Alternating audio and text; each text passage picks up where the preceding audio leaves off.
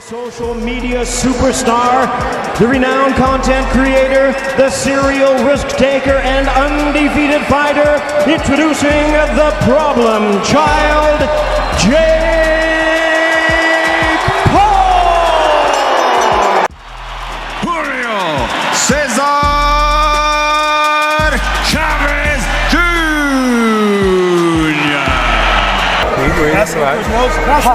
It's all good. That ain't gonna do nothing. You're doing really good. All right. The fight was, the early rounds could be decisive, and it is quite... Leyenda continúa. Julio Cesar Chavez Jr. I get after my both guys. Nothing was left in the corners. Nothing was left in the gym.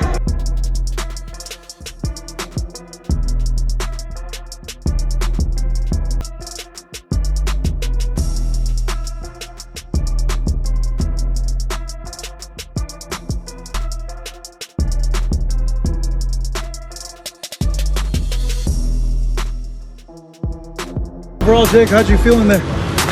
I just felt flat, man. Not my best performance. I guess that happens in the sport. You know, you got to peak right at the right moment. You only get one night, one chance, and I messed that up, I guess. But didn't think I'd ever have to make one of these videos, but it happens, I guess. This is still the best job in the world. Thank you all for the support. This was an amazing event, and I'll be back. No worries. Jake, I know there was a lot of talk about him and his power. You took his shots pretty well and you knocked him down. No, his power wasn't that crazy. He just had good speed, good combinations, but Anderson and Tyron hit really hard, so I was used to that. Thank you, brother. Thank you. And you got to take it on the chin, but it was good. Some good moments in there. I just really couldn't get my game plan working. But hey, man, this is what the sport's all about. You win some in glorious fashion, and you lose some. And like I said out there, judging about my losses, because I'll be back. You know, I think he was just really well prepared, and I think it was more.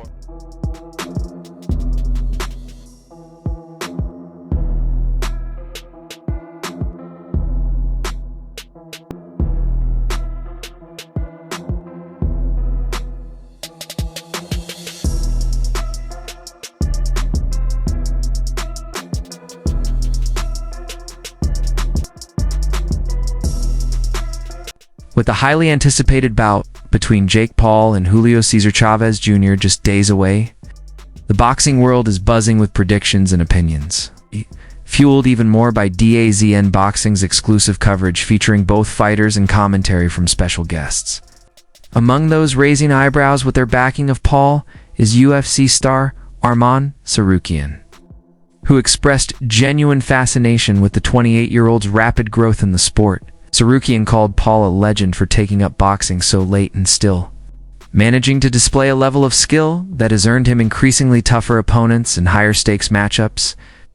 What impressed Tsarukyan the most wasn't just Paul's determination to prove doubters wrong. Paul would like a competitive fight.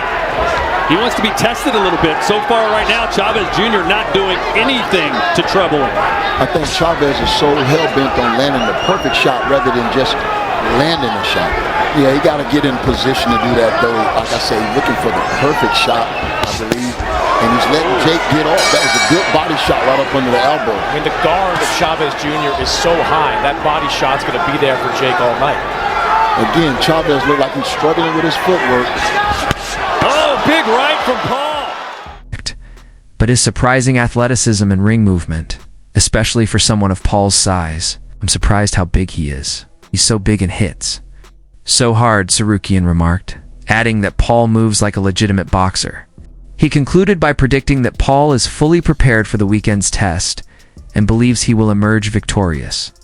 Statistically, backing Jake Paul against someone like Chavez Jr. might seem a stretch, considering Chavez's past credentials, which include a middleweight world title and a professional career spent entirely within the sport of boxing. However, the context of Chavez's recent performances paints a different picture. Over the past decade, Chavez has become more known for inconsistency, controversial decisions, and issues with training discipline, which has made many in the Boxing World questioned his motivation and current fighting form. While Chavez is only 39 years, old not ancient by boxing standards, he is clearly far removed from his days as a top-tier contender. That said, Jake Paul has built a unique path to legitimacy by first defeating fellow influencer Enes Gibb, then grabbing public attention with a viral knockout of retired NBA player Nate Robinson, followed by wins over former MMA fighters like Ben Askren, Tyron Woodley twice, Anderson Silva, and Nate Diaz. Although he lost a close split decision to Tommy Fury, Paul's only bout against a boxer with a true pedigree.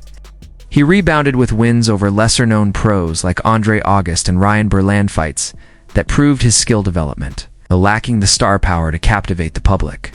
More recently, Paul battered bare-knuckle fighter Mike Perry and outboxed 58-year-old Mike Tyson in a subdued but strategic performance, continuing to build his record and profile. Amid this backdrop, another major voice joined Sarukian in supporting Paul. None other than 6th Division World Champion and Golden Boy Promotions founder Oscar De La Hoya, as the co-promoter of the event, with two of his top fighters, Gilberto Zurdo Ramirez and Floyd Schofield, featured on the undercard. De La Hoya decided to hype up Fight Week with a quirky video in true Golden Boy style, stripping to his underwear. He confidently predicted wins for his undercard fighters, but the real surprise came when he declared Jake Paul the winner in the main event, predicting a split decision victory after a 12-round battle. De La Hoya's support, coming from a figure with deep roots in traditional boxing, lends surprising legitimacy to Paul's aspirations. Still, Chavez Jr. remains defiant. At the final press conference, he dismissed Paul's skill entirely. "No, I don't think he's good. I think he tries. He trains hard, but he's not a good fighter." Despite Chavez's words, the stage is set for an intriguing battle that pits Paul's hunger, physicality, and growing boxing IQ against a once-great fighter trying to salvage pride and prove the doubters wrong.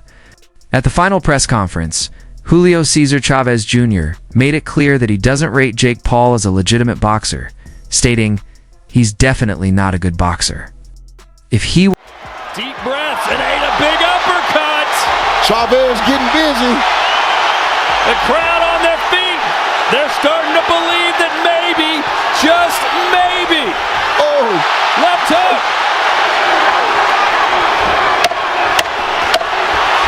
Right hand from Chavez. Jake will fight back. oh. Big left. If he were a good boxer, then everyone else on this stage would be a legend. I don't think he's a good boxer, and everybody knows that. Ironically, this very dismissal underscores why Chavez might be the ideal opponent for Paul at this stage of his career.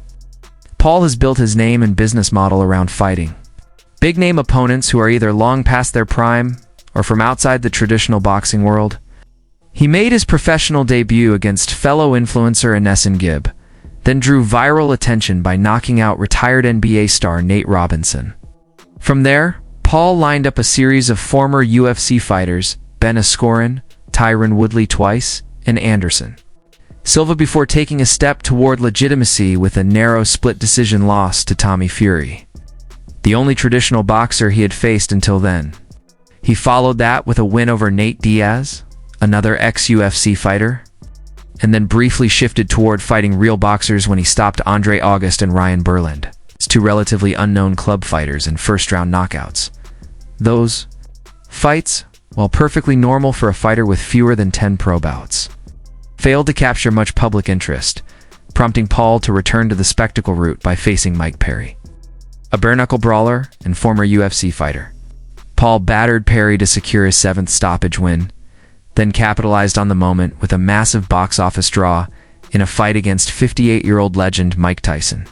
The Tyson bout, though financially successful, was widely seen as underwhelming, with Paul cautiously outboxing the aging icon in a match that lacked true drama and felt more like an exhibition, as Paul appeared hesitant to cause real damage.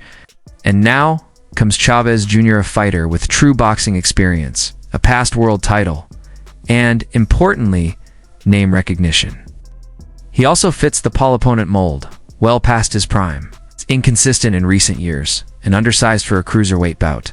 Still, Chavez has something many of Paul's other opponents didn't: he was born and raised in the boxing world and has spent most of his life training in the sport. That makes him, despite his faded form, a more credible threat than Paul's previous UFC-based opponents. Paul, for his part, has shown confidence but not arrogance in the lead-up, saying at the final press conference, he's a great fighter. I like big names, legendary names, and he's on my path to a world championship. This is a tough test. A very tough test. But I'm here to challenge myself and do big things in this sport and then make a title run after I beat him on Saturday. To Paul's credit, he was recently close to securing a blockbuster fight with Saul Canelo Alvarez, before it became clear that Alvarez used Paul's name as leverage in negotiations before signing a 3-fight deal with Riyadh Season. And so, the Paul boxing journey circles back to a familiar Formula 1 opponent with more history than momentum. Yet this fight arguably poses more risk than many of Paul's previous outings.